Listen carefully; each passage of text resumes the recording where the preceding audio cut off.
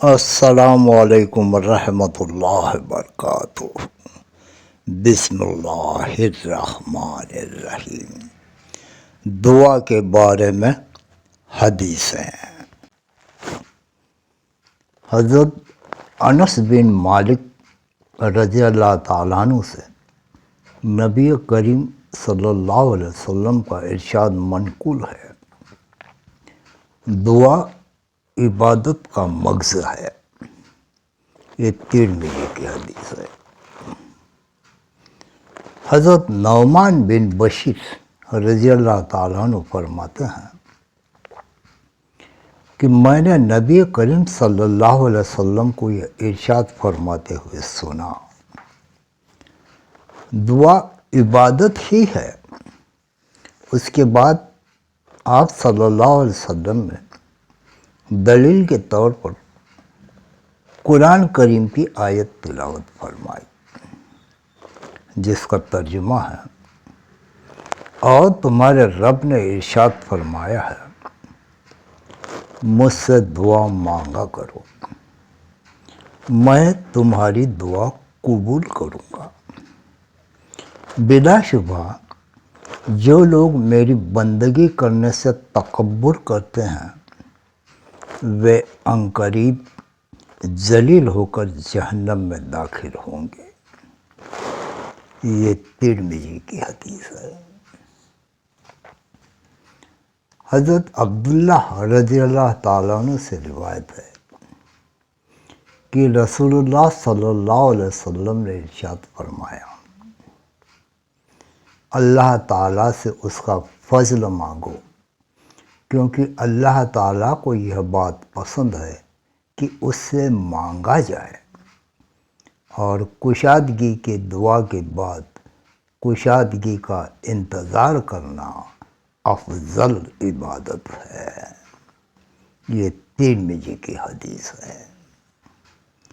فائدہ: کشادگی کے انتظار کا مطلب یہ ہے کہ اس بات کی امید رکھی جائے کہ جس رحمت، ہدایت، بھلائی کے لیے دعا مانگی جا رہی ہے وہ انشاءاللہ ضرور حاصل ہوگی۔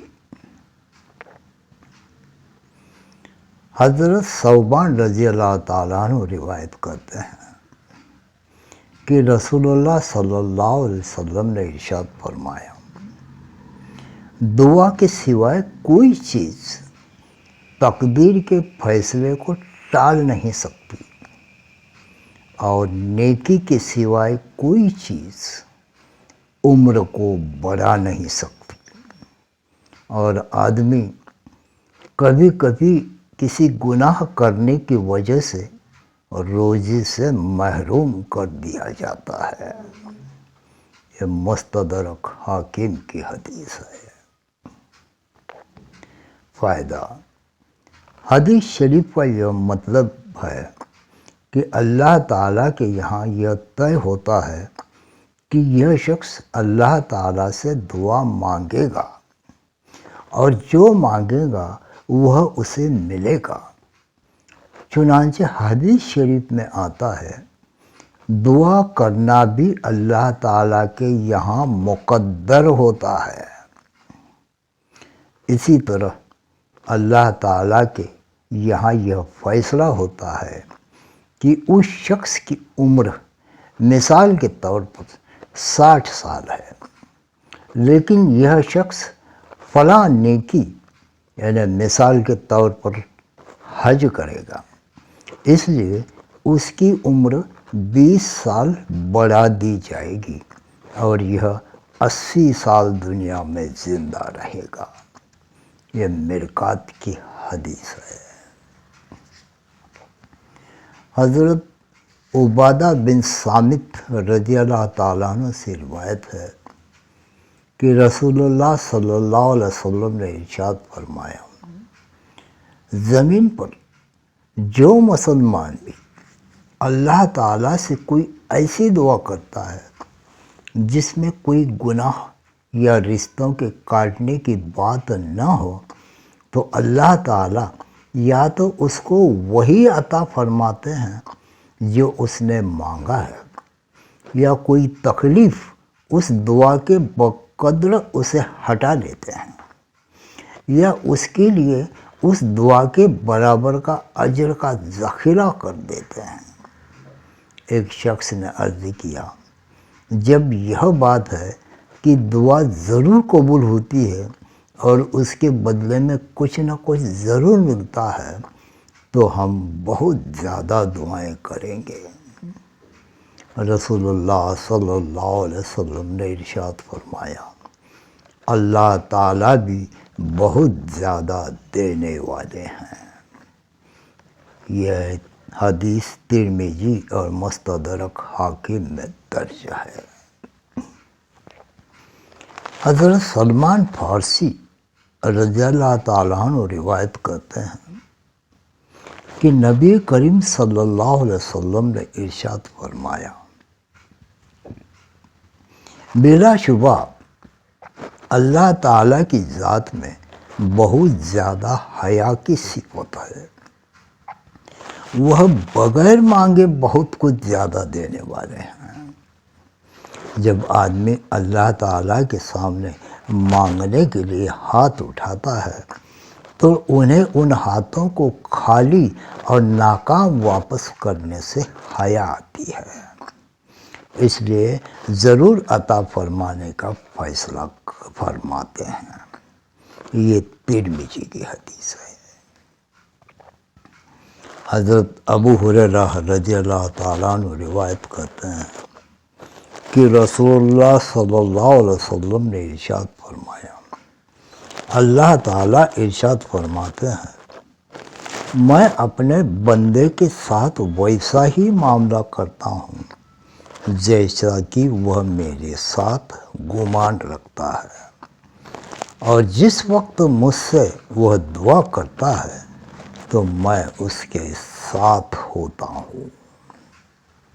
حضرت ابو ہریرہ رضی اللہ تعالیٰ عنہ روایت کرتے ہیں کہ نبی کریم صلی اللہ علیہ وسلم نے ارشاد فرمایا، اللہ تعالیٰ کے نزدیک دعا سے زیادہ مرتبہ کوئی چیز نہیں ہے۔ یہ ترمذی کی حدیث ہے۔ حضرت ابو ہریرہ رضی اللہ عنہ سے روایت ہے کہ رسول اللہ صلی اللہ علیہ وسلم نے ارشاد فرمایا، جو شخص یہ چاہے کہ اللہ تعالیٰ سختیوں اور بے چینیوں کے وقت اس کی دعا قبول فرمائے، اسے چاہیے کہ وہ خوشحالی کے زمانے میں زیادہ دعا کیا کرے۔ یہ ترمذی کی حدیث ہے۔ حضرت علی رضی اللہ تعالیٰ عنہ روایت کرتے ہیں کہ رسول اللہ صلی اللہ علیہ وسلم نے ارشاد فرمایا، دعا مومن کا ہتھیار ہے، دین کا ستون ہے، اور زمین و آسمان کا نور ہے۔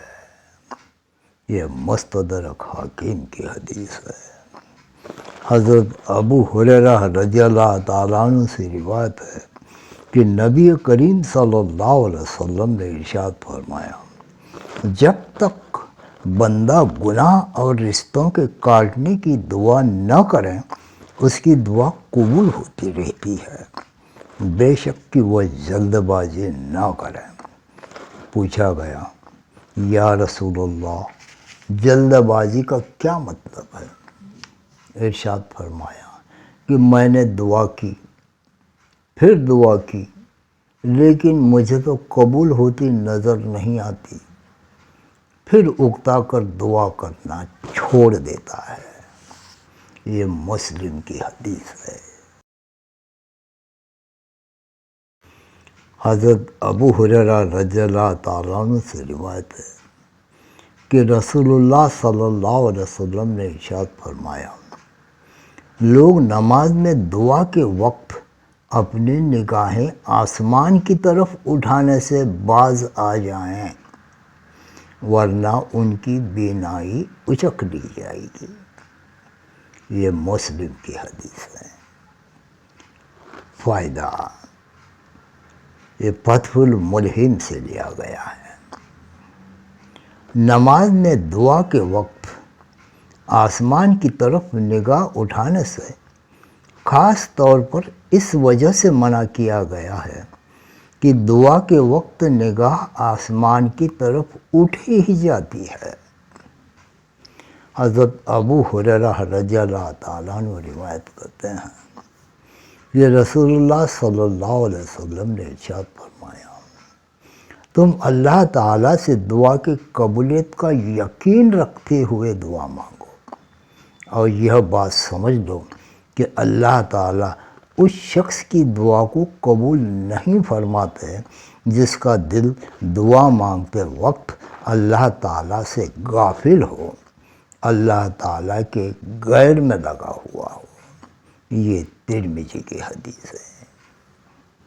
حضرت حبیب بن مسلمہ فہری رضی اللہ تعالیٰ عنہ فرماتے ہیں کہ میں نے رسول اللہ صلی اللہ علیہ وسلم کو یہ ارشاد فرماتے ہوئے سنا، جو جماعت ایک جگہ جمع ہو اور ان میں سے ایک دعا کرے اور دوسرے آمین کرے تو اللہ تعالیٰ ان کی دعا ضرور قبول فرماتے ہیں۔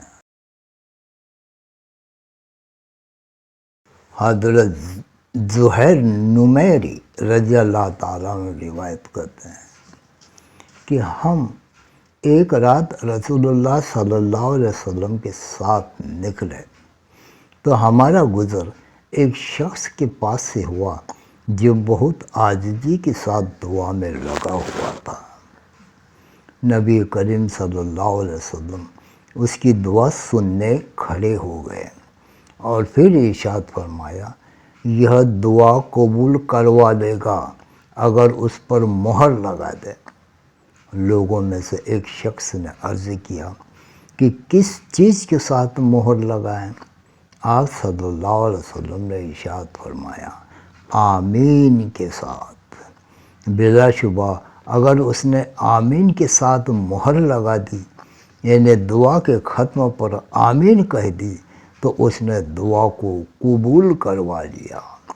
پھر اس شخص نے جس نے نبی کریم صلی اللہ علیہ وسلم سے مہر کے بارے میں دریافت کیا تھا، اس دعا مانگنے والے شخص سے جا کر کہا، اے فلاں، آمین کے ساتھ دعا کو ختم کرو اور دعا کی قبولیت کی خوشخبری حاصل کرو۔ یہ ابو داؤد کی حدیث ہے۔ حضرت عائشہ رضی اللہ عنہا فرماتی ہیں کہ رسول اللہ صلی اللہ علیہ وسلم جامع دعاؤں کو پسند فرماتے تھے اور اس کے علاوہ کی دعاؤں کو چھوڑ دیتے تھے۔ یہ ابو داؤد کی حدیث ہے۔ اور فائدہ جو بذل المجہود سے لیا گیا ہے، جامع دعا سے وہ دعا مراد ہے جس میں الفاظ مختصر ہو اور مفہوم میں وسعت ہو، یا وہ دعا مراد ہے جس میں دنیا و آخرت کی بھلائی کو مانگا گیا ہو، یا وہ دعا مراد ہے جس میں تمام مومنین کو شامل کیا گیا ہو۔ جیسے رسول اللہ صلی اللہ علیہ وسلم سے اکثر یہ جامع دعا منقول ہے، ربنا آتنا فی الدنیا حسنۃ وفی الآخرۃ حسنۃ وقینا عذاب النار۔ یہ مضمون بذل المجہود سے لیا گیا ہے۔ حضرت سعد رضی اللہ تعالیٰ عنہ کے بیٹے فرماتے ہیں کہ ایک مرتبہ میں دعا میں یوں کہہ رہا تھا کہ اے اللہ، میں آپ سے جنت اور اس کی نعمتوں اور اس کی بہاروں اور فلاں چیزوں کا سوال کرتا ہوں، اور میں جہنم سے اور اس کی زنجیروں، ہتھکڑیوں اور فلاں قسم کے عذاب سے پناہ مانگتا ہوں۔ میرے والد سعد رضی اللہ تعالیٰ عنہ نے یہ سنا تو ارشاد فرمایا، میرے پیارے بیٹے، میں نے رسول اللہ صلی اللہ علیہ وسلم کو یہ ارشاد فرماتے ہوئے سنا ہے، عنقریب ایسے لوگ ہوں گے جو دعا میں مبالغے سے کام لیا کریں گے، تم ان لوگوں میں شامل ہونے سے بچو۔ اگر تمہیں جنت مل گئی تو جنت کی ساری نعمتیں مل جائیں گی، اور اگر تمہیں جہنم سے نجات مل گئی تو جہنم کی تمام تکلیفوں سے نجات مل گئی۔ لہذا دعا میں اس تفصیل کی ضرورت نہیں ہے، بلکہ جنت کی طرف اور دوزخ سے پناہ مانگنا کافی ہے۔ یہ ابو داؤد کی حدیث ہے۔ حضرت جابر رضی اللہ تعالیٰ عنہ فرماتے ہیں کہ میں نے نبی کریم صلی اللہ علیہ وسلم کو یہ ارشاد فرماتے ہوئے سنا، ہر رات میں ایک گھڑی ایسی ہوتی ہے کہ مسلمان بندہ اس میں دنیا و آخرت کی جو خیر مانگتا ہے اللہ تعالیٰ اسے ضرور عطا فرماتے ہیں۔ یہ مسلم کی حدیث ہے۔ حضرت ابو ہریرہ رضی اللہ تعالیٰ عنہ سے روایت ہے کہ رسول اللہ صلی اللہ علیہ وسلم نے ارشاد فرمایا، جب رات کا تہائی حصہ باقی رہ جاتا ہے تو ہر رات ہمارے رب آسمان دنیا کی طرف نزول فرماتے ہیں اور ارشاد فرماتے ہیں، کون ہے یہ مجھ سے دعا کرے میں اس کی دعا قبول کروں، کون ہے جو مجھ سے مانگے میں اس کو عطا کروں، کون ہے جو مجھ سے مغفرت طلب کرے میں اس کی مغفرت کروں۔ یہ بخاری کی حدیث ہے۔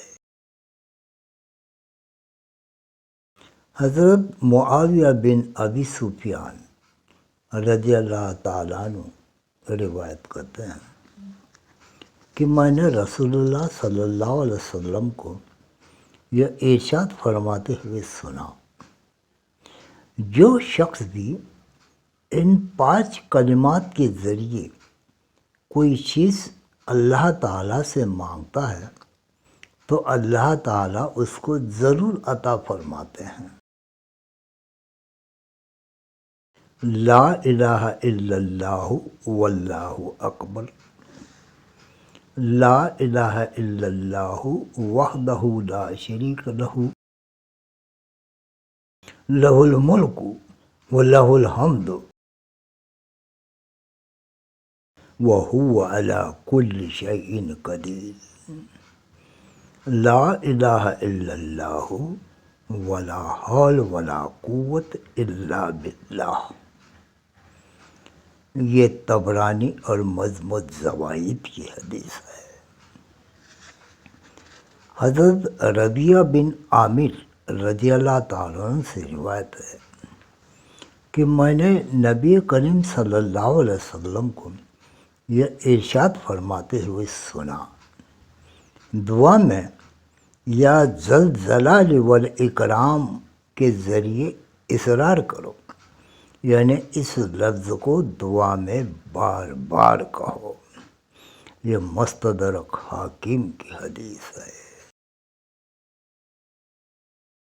حضرت سلمہ بن اقویٰ اسلمی رضی اللہ عنہ فرماتے ہیں کہ میں نے رسول اللہ صلی اللہ علیہ وسلم کو کوئی ایسی دعا کرتے ہوئے نہیں سنا جس دعا کو آپ صلی اللہ علیہ وسلم نے اس کلمے سے شروع نہ فرماتے ہیں، یعنی ہر دعا کے شروع میں آپ صلی اللہ علیہ وسلم یہ کلمے فرماتے، سبحان ربی العلی الاعلی الوہاب۔ اس کا ترجمہ ہے، میرا رب سب عیبوں سے پاک ہے، سب سے بلند، سب سے زیادہ دینے والا ہے۔ حضرت بریدہ رضی اللہ تعالیٰ عنہ سے روایت ہے کہ رسول اللہ صلی اللہ علیہ وسلم کو یہ دعا کرتے سنا تو رسول اللہ صلی اللہ علیہ وسلم نے ارشاد فرمایا، تم نے اللہ تعالیٰ کو اس نام کے ذریعے سے سوال کیا ہے جس کے واسطے سے کچھ بھی مانگا جاتا ہے وہ عطا فرماتے ہیں، اور جو بھی دعا کی جاتی ہے وہ اسے قبول فرماتے ہیں۔ اس دعا کا ترجمہ اس طرح سے ہے: یا اللہ، میں آپ سے اس بات کا واسطہ دے کر سوال کرتا ہوں کہ میں گواہی دیتا ہوں کہ بے شک آپ ہی اللہ ہیں، آپ کے سوائے کوئی معبود نہیں ہے، آپ اکیلے ہیں، بے نیاز ہیں، سب آپ کی ذات کے محتاج ہیں، اور جس ذات سے نہ کوئی پیدا ہوا اور نہ وہ کسی سے پیدا ہوا اور نہ کوئی ان کے برابر کا ہے۔ یہ ابو داؤد کی حدیث ہے۔ حضرت اسماء بنت یزید رضی اللہ عنہ سے روایت ہے کہ نبی کریم صلی اللہ علیہ وسلم نے ارشاد فرمایا، اسم اعظم ان دو آیتوں میں ہے، سورہ بقرہ کی آیت اور سورہ آل عمران کی پہلی آیت۔ یہ ترمذی کی حدیث ہے۔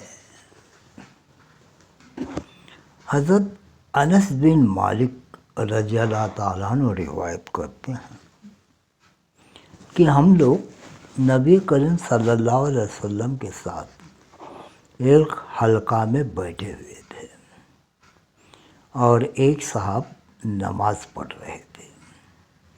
جب وہ رکوع سجدہ اور تشہد سے فارغ ہوئے تو انہوں نے دعا میں یوں کہا،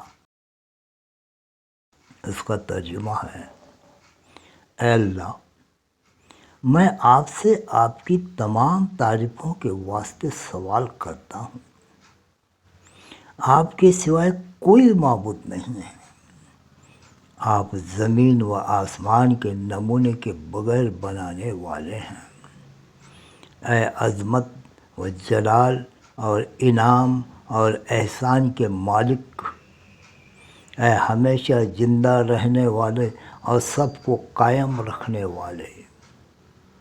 نبی کریم صلی اللہ علیہ وسلم نے ارشاد فرمایا، اس نے اللہ تعالیٰ کو ایسے اسم اعظم کے ساتھ دعا کی ہے کہ جس کے واسطے سے جب بھی دعا کی جاتی ہے اللہ تعالیٰ قبول فرماتے ہیں، اور جب بھی سوال کیا جاتا ہے اللہ تعالیٰ اس کو پورا فرماتے ہیں۔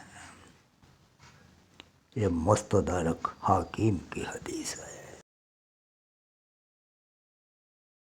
حضرت سعد بن مالک رضی اللہ تعالیٰ عنہ فرماتے ہیں کہ میں نے رسول اللہ کو یہ ارشاد فرماتے ہوئے سنا، کیا میں تم کو اللہ تعالیٰ کا اسم اعظم نہ بتا دوں کہ جس کے ذریعے سے دعا کی جائے تو قبول فرماتے ہیں اور سوال کیا جائے تو پورا فرماتے ہیں؟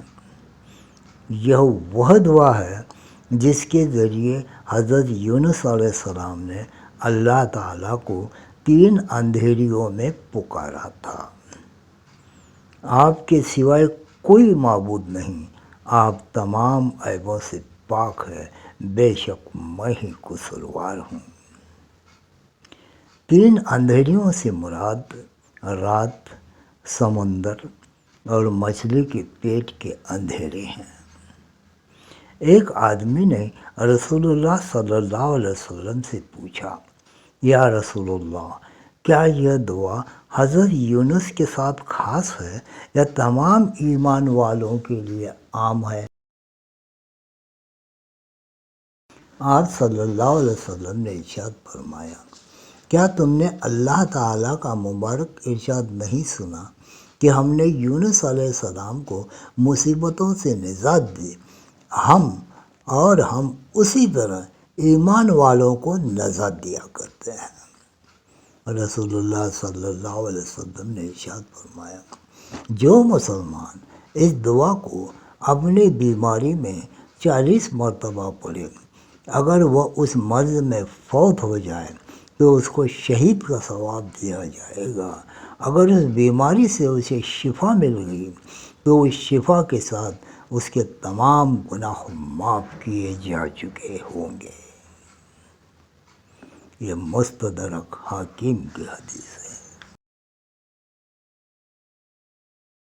حضرت ابن عباس رضی اللہ تعالیٰ عنہ سے روایت ہے کہ نبی کریم صلی اللہ علیہ وسلم نے ارشاد فرمایا، 5 قسم کی دعائیں خاص طور پر قبول کی جاتی ہیں۔ مظلوم کی دعا جب تک وہ بدلہ نہ لے لیں، حج کرنے والی کی دعا جب تک وہ لوٹ نہ آئیں، مجاہد کی دعا جب تک وہ واپس نہ آئیں، بیمار کی دعا جب تک وہ صحت یاب نہ ہو، اور ایک بھائی کی دوسرے بھائی کے پیٹھ پیچھے دعا۔ پھر نبی کریم صلی اللہ علیہ وسلم نے ارشاد فرمایا، اور ان دعاؤں میں سب سے جلدی قبول ہونے والی دعا یہ ہے جو اپنے کسی بھائی کے لیے اس کی پیٹھ پیچھے کی جائے۔ حضرت ابو ہریرہ رضی اللہ تعالیٰ عنہ سے روایت ہے کہ نبی کریم صلی اللہ علیہ وسلم نے ارشاد فرمایا، 3 دعائیں خاص طور پر قبول کی جاتی ہیں جن کے قبول ہونے میں کوئی شک نہیں۔ اولاد کے حق میں باپ کی دعا، مسافر کی دعا اور مظلوم کی دعا۔ یہ ابو داؤد کی حدیث ہے۔ ابو امامہ رضی اللہ تعالیٰ عنہ سے روایت ہے کہ رسول اللہ صلی اللہ علیہ وسلم نے ارشاد فرمایا، میں فجر کی نماز سے سورج کے نکلنے تک اللہ تعالیٰ کے ذکر، اس کی بڑائی، اس کی تعریف، اس کی پاکی بیان کرنے اور لا الہ الا اللہ کہنے میں مشغول رہوں۔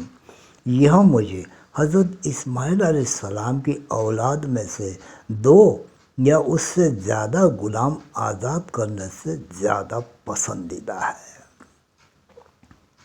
اسی طرح عصر کی نماز کے بعد سے سورج غروب ہونے تک اعمال میں مشغول رہوں، یہ مجھے حضرت اسماعیل کی اولاد میں سے 4 غلام آزاد کرنے سے زیادہ پسندیدہ ہے۔ یہ مسند احمد کی حدیث ہے۔ حضرت عبداللہ بن عمر رضی اللہ تعالیٰ عنہ سے روایت ہے کہ رسول اللہ صلی اللہ علیہ وسلم نے ارشاد فرمایا، جو شخص باوضو رات کو سوتا ہے تو فرشتہ اس کے جسم کے ساتھ لگ کر رات گزارتا ہے۔ جب بھی وہ نیند سے بیدار ہوتا ہے، فرشتہ اسے دعا دیتا ہے کہ یا اللہ اپنے اس بندے کی مغفرت فرما دیجیے، اس لیے کہ یہ باوضو سویا ہے۔ حضرت معاذ بن جبل رضی اللہ تعالیٰ عنہ سے روایت ہے کہ نبی کریم صلی اللہ علیہ وسلم نے ارشاد فرمایا، جو مسلمان بھی رات باوضو ذکر کرتے ہوئے سوتا ہے، پھر جب کسی وقت رات میں اس کی آنکھیں کھل جاتی ہے اور وہ اللہ تعالیٰ سے دنیا و آخرت کی کسی بھی خیر کا سوال کرتا ہے، اللہ تعالیٰ اسے وہ چیز ضرور عطا فرماتے ہیں۔ یہ ابو داؤد کی حدیث ہے۔ حضرت عمرو بن ابسہ رضی اللہ تعالیٰ عنہ فرماتے ہیں کہ مجھ سے رسول اللہ صلی اللہ علیہ وسلم نے ارشاد فرمایا، اللہ تعالیٰ رات کے آخری حصے میں بندے سے بہت زیادہ قریب ہوتے ہیں۔ اگر تم سے ہو سکے تو اس وقت اللہ تعالیٰ کا ذکر کیا کرو۔ یہ مستدرک حاکم کی حدیث ہے۔ حضرت عمر بن خطاب رضی اللہ تعالیٰ عنہ روایت کرتے ہیں کہ رسول اللہ صلی اللہ علیہ وسلم نے ارشاد فرمایا، جو شخص رات کو سوتا رہ جائے اور اپنے معمول یا اس کا کچھ حصہ پورا نہ کر سکے تو پھر اسے اگلے دن فجر اور ظہر کے درمیان پورا کر لے تو اس کے اعمال نامے میں وہ عمل رات ہی کا لکھا جائے گا۔ یہ مسلم کی حدیث ہے۔ حضرت ابو ایوب رضی اللہ تعالیٰ عنہ سے روایت ہے کہ رسول اللہ صلی اللہ علیہ وسلم نے ارشاد فرمایا، جو شخص صبح 10 مرتبہ لا الہ الا اللہ وحدہ لا شریک لہ لہ الملک ولہ الحمد وہو علی کل شیء قدیر پڑھے تو اس کے لیے 10 نیکیاں لکھ دی جائیں گی، اس کی 10 برائیاں مٹا دی جائیں گی، اس کے لیے 10 درجے بلند کر دیے جائیں گے، اس کو 4 غلام آزاد کرنے کے برابر ثواب ملے گا، اور شام ہونے تک شیطان سے اس کی حفاظت ہوگی۔ اور جو شخص مغرب کی نماز کے بعد یہ کلمہ پڑھے تو صبح تک یہی سب انعامات ملیں گے۔ حضرت ابو ہریرہ رضی اللہ تعالیٰ عنہ روایت کرتے ہیں کہ رسول اللہ صلی اللہ علیہ وسلم نے ارشاد فرمایا، جس شخص نے صبح اور شام سبحان اللہ و بحمدہ 100 مرتبہ پڑھا تو کوئی شخص قیامت کے دن اس سے افضل عمل لے کر نہیں آئے گا سوائے اس شخص کے جو اس کے برابر یا اس سے زیادہ پڑھے۔ ایک روایت میں یہ فضلت سبحان اللہ العظیم و بحمدہ کے بارے میں آئی ہے۔ یہ حدیث مسلم اور ابو داؤد سے لی گئی ہے۔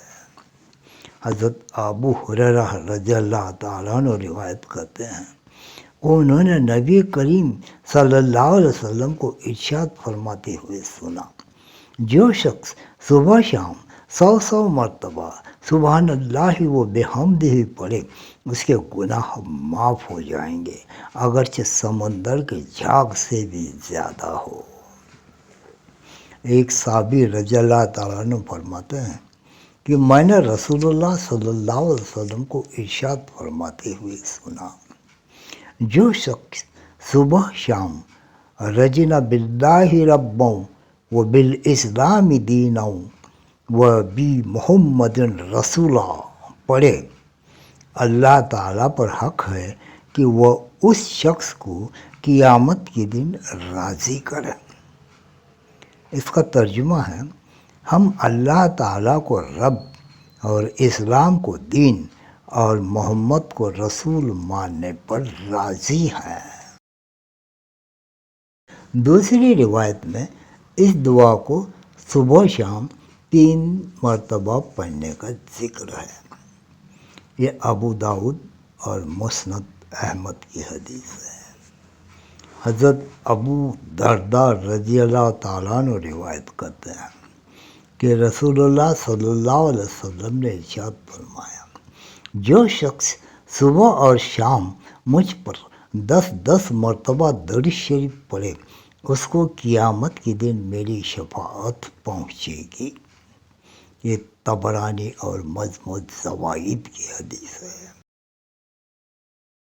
حضرت حسن رضی اللہ تعالیٰ عنہ فرماتے ہیں کہ حضرت سمرہ بن جندب رضی اللہ عنہ نے فرمایا، میں تمہیں ایک ایسی حدیث نہ سناؤں جو میں نے رسول اللہ صلی اللہ علیہ وسلم سے کئی مرتبہ سنی، اور حضرت ابو بکر رضی اللہ تعالیٰ عنہ اور حضرت عمر رضی اللہ تعالیٰ عنہ سے بھی کئی مرتبہ سنے ہیں۔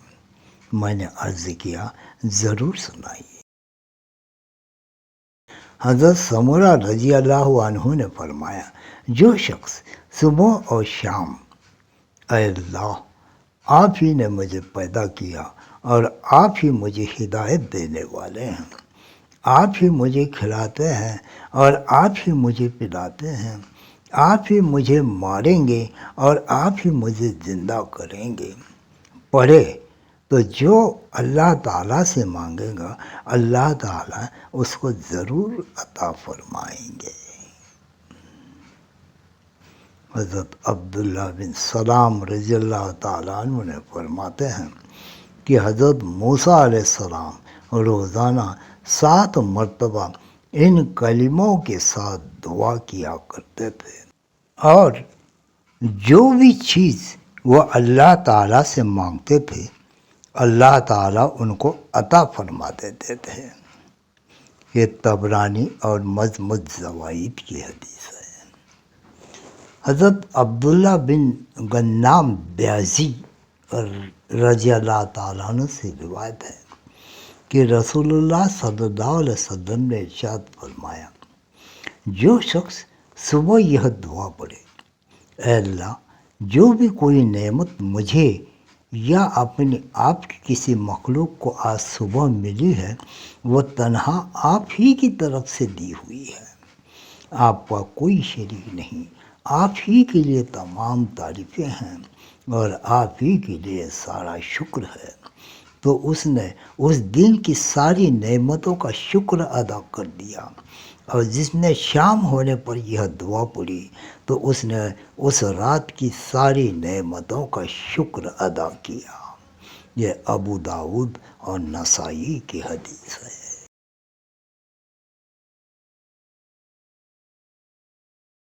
حضرت انس بن مالک رضی اللہ تعالیٰ عنہ سے روایت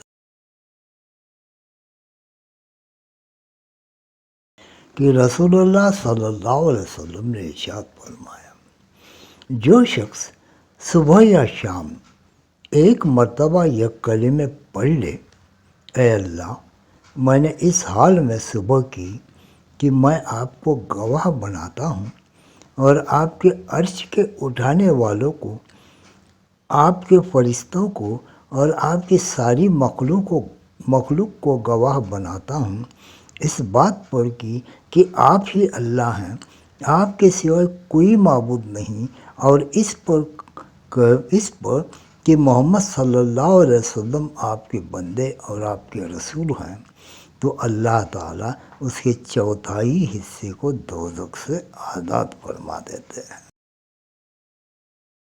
جو 2 مرتبہ پڑھے تو اللہ تعالیٰ اسے آدھے حصے کو جہنم کی آگ سے آزاد فرما دیتے ہیں۔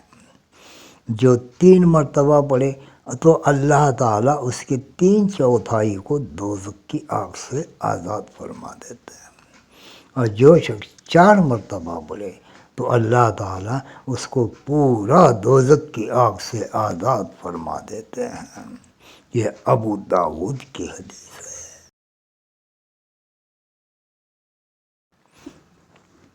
حضرت انس بن مالک رضی اللہ تعالیٰ عنہ روایت کرتے ہیں کہ رسول اللہ صلی اللہ علیہ وسلم نے حضرت فاطمہ رضی اللہ عنہا سے فرمایا، میری نصیحت غور سے سنو، تم صبح اور شام، اے ہمیشہ ہمیشہ زندہ رہنے والے، اے زمین و آسمان اور تمام مخلوق کو قائم رکھنے والے، میں آپ کی رحمت کا واسطہ دے کر فریاد کرتا ہوں کہ میرے سارے کام درست فرما دیجیے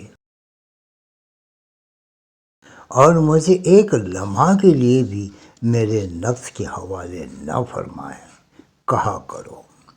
یہ مستدرک حاکم کی حدیث ہے۔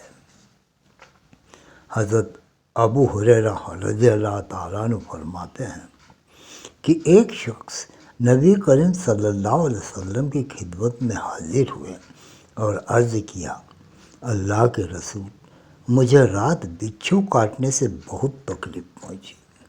نبی کریم صلی اللہ علیہ وسلم نے ارشاد فرمایا، اگر تم شام کے وقت یہ کلمہ کہہ لیتے، میں اللہ تعالیٰ کے سارے نفع دینے والے، شفا دینے والے کلمے کے ذریعے اس کی تمام مخلوق کے شر سے پناہ چاہتا ہوں، تو تمہیں بچھو کبھی نقصان نہ پہنچا سکتا۔ یہ مسلم کی حدیث ہے۔ فائدہ: کچھ علماء نے فرمایا ہے کہ اللہ تعالیٰ کے کلمے سے مراد قرآن کریم ہے۔ یہ مرقات میں درج ہے۔ حضرت ابو ہریرہ رضی اللہ تعالیٰ عنہ روایت کرتے ہیں کہ نبی کریم صلی اللہ علیہ وسلم نے ارشاد فرمایا، جس نے شام کے وقت 3 مرتبہ یہ کلمے کہے، اعوذ باللہ من اللہ التامۃ من الشر ما خلق، تو اس رات اس کو کسی قسم کا زہر نقصان نہ پہنچا سکے گا۔ حضرت سہیل رحمۃ اللہ علیہ فرماتے ہیں کہ ہمارے گھر والوں نے اس دعا کو یاد کر رکھا تھا اور وہ روزانہ رات کو پڑھ لیا کرتے تھے۔ ایک رات ایک بچی کو کسی زہریلے جانور نے ڈس لیا تو اسے اس کی تکلیف بالکل محسوس نہیں ہوئی۔ یہ ترمذی کی حدیث ہے۔ حضرت ماقل بن یسار رضی اللہ تعالیٰ عنہ نبی کریم صلی اللہ علیہ وسلم کا ارشاد نقل فرماتے ہیں، جو شخص صبح 3 مرتبہ اعوذ باللہ السمیع العلیم من الشیطان الرجیم پڑھ کر سورہ حشر کی آخری 3 آیتیں پڑھ لے تو اس کے لیے اللہ تعالیٰ 70,000 فرشتے مقرر فرما دیتے ہیں، جو شام تک اس پر رحمت بھیجتے رہتے ہیں۔ اگر اس دن مر جائے تو شہید مرے گا۔ یہ ترمذی کی حدیث ہے۔ حضرت عثمان بن عفان رضی اللہ تعالیٰ عنہ فرماتے ہیں کہ میں نے رسول اللہ صلی اللہ علیہ وسلم کو یہ ارشاد فرماتے ہوئے سنا، جو شخص شام کو 3 مرتبہ یہ کلمے پڑھے تو صبح ہونے تک، اور صبح کو 3 مرتبہ پڑھے تو شام ہونے تک اسے کوئی اچانک مصیبت نہیں پہنچے گی۔ وہ کلمے یہ ہیں: اس اللہ کے نام کے ساتھ جس نے صبح یا شام کی، جس کے نام کے ساتھ زمین و آسمان میں کوئی چیز نقصان نہیں پہنچاتی اور وہ سب کچھ سننے اور جاننے والا ہے۔ یہ ابو داؤد کی حدیث ہے۔ حضرت ابو درداء رضی اللہ تعالیٰ عنہ فرماتے ہیں کہ جو شخص صبح و شام 7 مرتبہ سچے دل سے کہے، یعنی فضیلت کے یقین کے ساتھ کہے یا یوں ہی فضیلت کے یقین کے بغیر کہے، تو اللہ تعالیٰ اس کی تمام دنیا اور آخرتوں کے غموں سے نجات فرمائیں گے۔ اس کا ترجمہ ہے، مجھے اللہ تعالیٰ ہی کافی ہے، ان کے سوائے کوئی معبود نہیں، انہی پر میں نے بھروسہ کیا اور وہی عرش عظیم کا مالک ہے۔ یہ ابو داؤد کی حدیث ہے۔ حضرت عبداللہ بن عمر رضی اللہ تعالیٰ عنہ روایت کرتے ہیں کہ رسول اللہ صلی اللہ علیہ وسلم صبح و شام کبھی بھی ان دعاؤں کو پڑھنا نہیں چھوڑتے تھے۔ اس کا ترجمہ ہے، یا اللہ، میں آپ سے دنیا اور آخرت میں عافیت کا سوال کرتا ہوں۔ یا اللہ، میں آپ سے معافی چاہتا ہوں اور اپنے دین، دنیا، اہل و عیال اور مال میں عافیت اور سلامتی چاہتا ہوں۔ یا اللہ، آپ میرے عیوب کی پردہ پوشی فرمائیے اور مجھ کو خوف کی چیزوں سے امن نصیب فرمائیے۔ یا اللہ، آپ میرے آگے، پیچھے، دائیں بائیں اور اوپر سے حفاظت فرمائیے، اور میں آپ کی عظمت کی پناہ لیتا ہوں اس سے کہ میں نیچے کی جانب سے اچانک ہلاک کر دیا جاؤں۔ یہ ابو داؤد کی حدیث ہے۔ حضرت شداد بن اوس رضی اللہ تعالیٰ عنہ سے روایت ہے کہ نبی کریم صلی اللہ علیہ وسلم نے ارشاد فرمایا، سید الاستغفار मग़फ़िरत मांगने का सबसे बेहतरीन तरीक़ा यह है कि यूँ कहें, ए अल्लाह आप ही मेरे रब हैं, आपके सिवाय कोई माबूद नहीं, आप ही ने मुझे पैदा फरमाया है, मैं आपका बंदा हूँ और बक़द्र इस्तिताअत आपसे किए हुए अहद और वादे पर कायम हूँ। मैं अपने किए हुए बुरे अमल से आपकी पनाह लेता हूँ और मुझ पर जो आपकी नेमतें हैं उनका मैं इकरार करता हूँ और अपने गुनाहों का भी एतराफ़ करता हूँ, लिहाजा मुझे बख्श दीजिए क्योंकि गुनाहों को आपके अलावा कोई नहीं बख्श सकता। रसूलुल्लाह सल्लल्लाहु अलैहि वसल्लम ने इरशाद फरमाया, जिसने दिल के यकीन के साथ दिन के किसी हिस्से में इन कलिमों को पढ़ा और उसी दिन शाम होने से पहले उसको मौत आ गई तो वह जन्नतियों में से होगा। और इसी तरह अगर किसी ने दिल के यकीन के साथ शाम के किसी हिस्से में इन कलिमों को पढ़ा और सुबह होने से पहले उसकी मौत आ गई तो वह जन्नतियों में से होगा। ये बुखारी शरीफ की हदीस है। हज़रत इब्न अब्बास रज़ियल्लाहु ताला अन्हु से रिवायत है कि रसूलुल्लाह सल्लल्लाहु अलैहि वसल्लम ने इरशाद फरमाया, जो शख्स सुबह सूरह रूम पारा नंबर 21 की ये 3 आयतें पढ़ ले तो उस दिन के जो मामूलात वगैरह उससे छूट जाएं उसका सवाब मिल जाएगा, और जो शख्स शाम को ये आयतें पढ़ ले तो उस रात को जो मामलात उससे छूट जाएं उसका सवाब उसे मिल जाएगा। अल्लाह तबारक व तआला तुम्हें और मुझे भी इन हदीसों में जो दुआओं के तरीके बताए गए हैं उस तरह से दुआ मांगने की तौफीक अता फरमाए और हमारे सगीरा कबीरा गुनाहों को बख्श दें और हमें अपने रहमत और बरकतों से नवाजें, दुनिया में भी बरज़ख में भी और आखिरत में भी।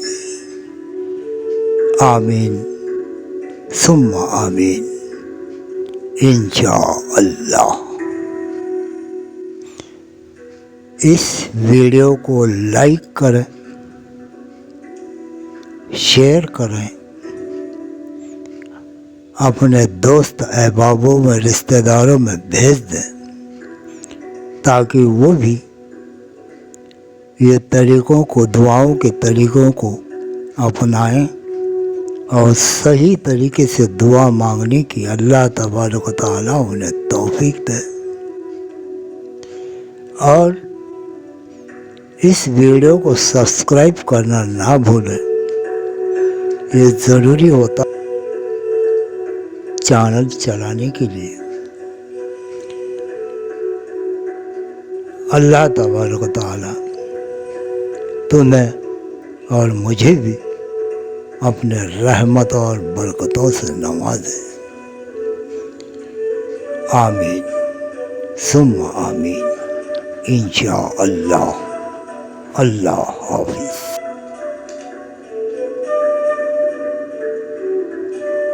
दुआ ही इबादत है और अल्लाह रब्बुल इज़्ज़त तक पहुँचने का एक सीधा रास्ता है। वो बाहें पसारे पहले आसमान पे खड़ा है, उसकी रहमत बहाने ढूंढती है। आमीन।